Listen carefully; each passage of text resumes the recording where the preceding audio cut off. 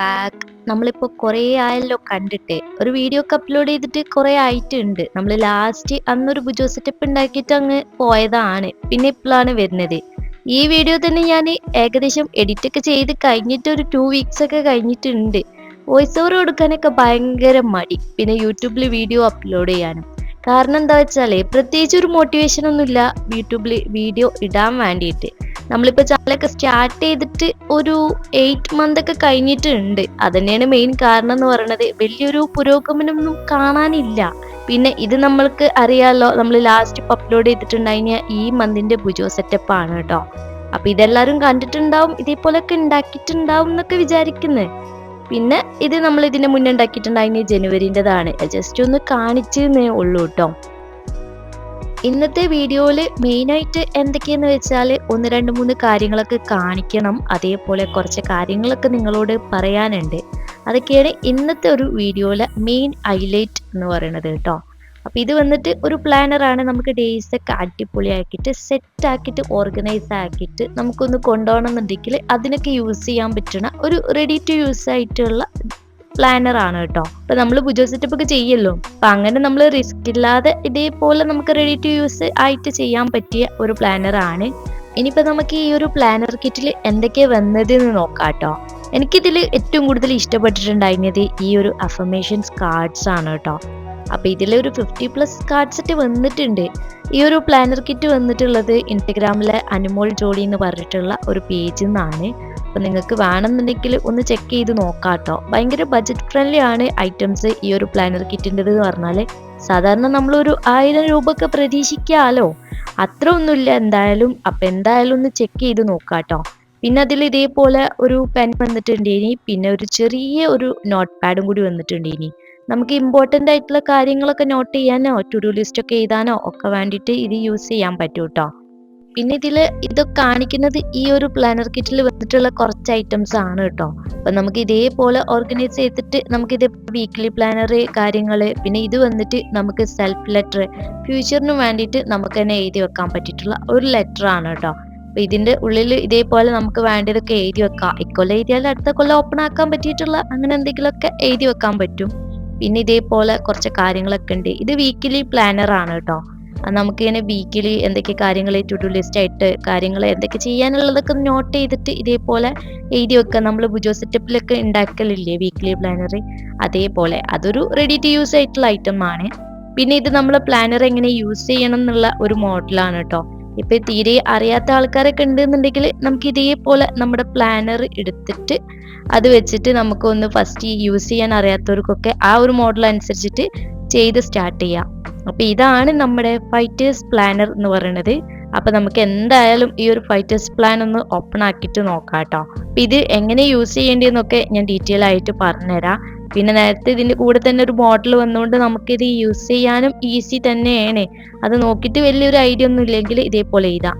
അപ്പൊ ഇങ്ങനെ 2 പേജ് വരുന്നുണ്ട് നമുക്ക് പ്ലാൻ ചെയ്യാൻ വേണ്ടിയിട്ട്. പിന്നെ ഇത് നമുക്ക് എന്തെങ്കിലും നമ്മൾ സാധാ ഡയറി എഴുതുന്ന പോലൊക്കെ എഴുതാം. നമ്മൾ ബ്രെയിൻ ഡംപൊക്കെ ആക്കിയിട്ട് എഴുതലുണ്ടല്ലോ ബുജോ സെറ്റപ്പില്, അതേപോലെ എന്ത് വേണമെങ്കിലും എഴുതാം. നമുക്ക് ഇതേപോലെ ഇങ്ങനെ ഫുൾ പ്ലാൻ ചെയ്യാൻ പറ്റും. നമുക്ക് എന്തൊക്കെ കഴിക്കുക ഭയങ്കര ഡീറ്റെയിൽ ആയിട്ട് ഇതിൽ തന്നെ അടിയിൽ നമുക്ക് ആ ഒരു ഡേ വരെ ട്രാക്ക് ചെയ്യണത് വരെ ഉണ്ട് കേട്ടോ. മൂഡ് ട്രാക്ക് പോലെ തന്നെ.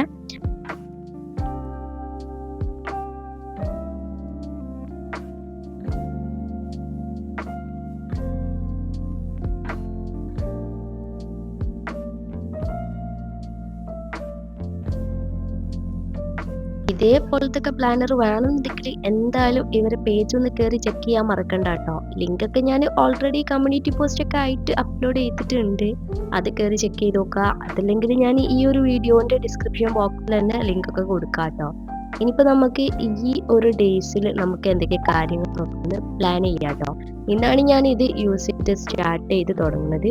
അപ്പം ഇതേപോലെ ഇന്നത്തെ ഒരു ഡേയിലുള്ള കുറച്ച് പ്ലാനിങ്ങും കാര്യങ്ങളൊക്കെ ഒന്ന് എത്തി വെക്കുന്നുണ്ട്. നിങ്ങൾ വിചാരിക്കുന്നുണ്ടാവും ഇതിപ്പോ എന്താ സൗണ്ടൊക്കെ ഇങ്ങനെയെന്ന്.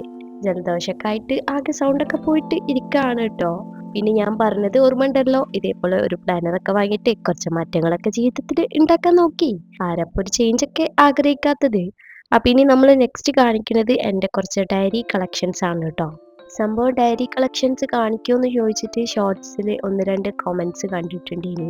അപ്പം ഞാൻ ഇതിൻ്റെ മുന്നത്തെ വീഡിയോയിൽ തന്നെ ജേണൽ കളക്ഷൻസും സപ്ലൈസ് ഒക്കെ കാണിച്ചിട്ടുണ്ടായിരുന്നത്. അപ്പോൾ ഇങ്ങനൊരു കമൻറ്റ് കണ്ടപ്പോൾ എനിക്ക് തോന്നി എന്നാൽ പിന്നെ ലോങ് വീഡിയോയിലായിട്ട് തന്നെ ഈ ഒരു ഡയറി കളക്ഷൻസും കൂടി കാണിക്കാമെന്ന്. അപ്പോൾ ഇത്രയും ഡയറീസൊക്കെ ആണ് കേട്ടോ ഉള്ളത്. ഈ ഒരു ഫസ്റ്റത്തെ ഡയറിയിൽ അങ്ങനെ പ്രത്യേകിച്ച് ഡേറ്റ് ഒന്നുമില്ല, ഈ ഒരു ഇയർത്തതാണ്. ഞാൻ അതിൽ ഓൾറെഡി ഒരു ജേണൽ ചെയ്തിട്ട് ഒരു വീഡിയോ ഒക്കെ ചെയ്തിട്ടുണ്ടേനി. പിന്നെ വന്നിട്ട് ഈ ഇയറിൽ തന്നെ കിട്ടിയിട്ടുള്ള ഈ ഒരു ഡയറിയാണ് കേട്ടോ. ഈ ഡയറി ഞാൻ യൂസ് ചെയ്യാൻ തുടങ്ങിയിട്ടേ ഇല്ല. ഞാൻ സാധാരണ ഡയറിയിൽ എന്തൊക്കെയാണ് ചെയ്ത് വെക്കുക വെച്ചാൽ കൂടുതൽ ഡയറീസും ഈ കാണിക്കുന്നതിൽ യൂസ് ചെയ്തിട്ടുള്ളത് എഴുതി പഠിക്കാനൊക്കെ വേണ്ടിയിട്ടാണ്. ഇത് മാത്രമല്ല, ഇതിനെക്കാട്ടിലും കൂടുതലൊക്കെ ഉണ്ടേനി കേട്ടോ. കുറേയൊക്കെ ഞാൻ എഴുതി കഴിയുമ്പോൾ അത് ബുക്കൊക്കെ വിൽക്കുന്നതിന് കൂടുതൽ എടുത്തിട്ട് അതും കൂടി കൂട്ടിയിട്ട് വിൽക്കാറാണ് പതിവ്. പിന്നെ ഇത് ഞാൻ ഹാൻഡ് മെയ്ഡ് ആയിട്ട് ഉണ്ടാക്കിയിട്ടുണ്ടായിരുന്ന ഒരു ബുക്കാണ്. പിന്നെ ഈ ഒരു ഡയറിയിൽ നമുക്ക് സ്കൂളിൽ നിന്നൊക്കെ കിട്ടുന്ന കുറച്ച് സ്റ്റാമ്പ് ഒക്കെ ഉണ്ടാവുമല്ലോ, ആ സ്റ്റാമ്പ് കളക്ഷൻസ് ആണ് കേട്ടോ. ബാക്ക് പേജിലായിട്ട് ഇതേപോലെ കുറേ ഒട്ടിച്ച് വെച്ചിട്ടുണ്ട്.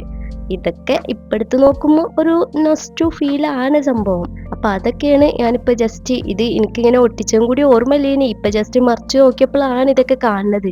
കുറേ മുന്നേ ഞാൻ സ്കൂളിൽ പഠിക്കുന്ന ആ ഒരു ടൈമിലുള്ള ഡയറീസ് തൊട്ടേ ഉണ്ട് കേട്ടോ.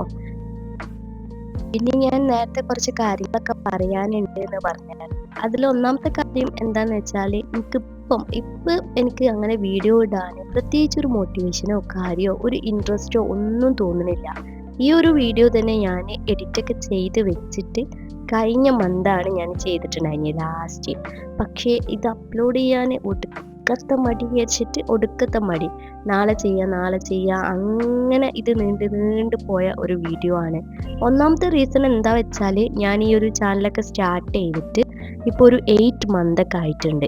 അപ്പോൾ ഈ ഒരു 8 മന്ത് ആയിട്ട് തന്നെ എനിക്ക് വലിയൊരു മെച്ചമൊന്നും തോന്നണില്ല.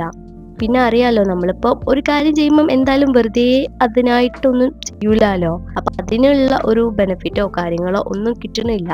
അതുകൊണ്ട് തന്നെ ഈ ചാനൽ നിർത്തിയാലോ എന്ന് വരെ എനിക്കിപ്പോൾ ഒരു പ്ലാനൊക്കെ ഉണ്ട് കേട്ടോ. നിങ്ങളുടെ അഭിപ്രായം എന്തായാലും അറിയിക്കുക, അത് നിർത്തണോ അതോ നിർത്തണ്ടേ എന്നൊക്കെ കേട്ടോ. പിന്നെ ഈ ബുക്കിന്റെ കവർ കാണാൻ നല്ല ഭംഗിയുള്ളതായതുകൊണ്ട് തന്നെ ഞാൻ അതൊക്കെ പറിച്ചെടുത്ത് വെച്ചിട്ടുണ്ടേനി കേട്ടോ. ഒരു ലെതർ ടൈപ്പ് വരുന്ന ഒരു കവർ ഏനി. പിന്നെ ഇതിൽ ഞാൻ കൂടുതലും ഇങ്ങനെ GK റിലേറ്റഡ് ആയിട്ടുള്ള കുറേ കാര്യങ്ങളൊക്കെ ബുക്സിന്നും അതേപോലെ ന്യൂസ് പേപ്പേഴ്സിന്നും ഒക്കെ കട്ട് ചെയ്തിട്ടും എഴുതിയിട്ടൊക്കെ വെച്ചിട്ടുണ്ടേനി കേട്ടോ.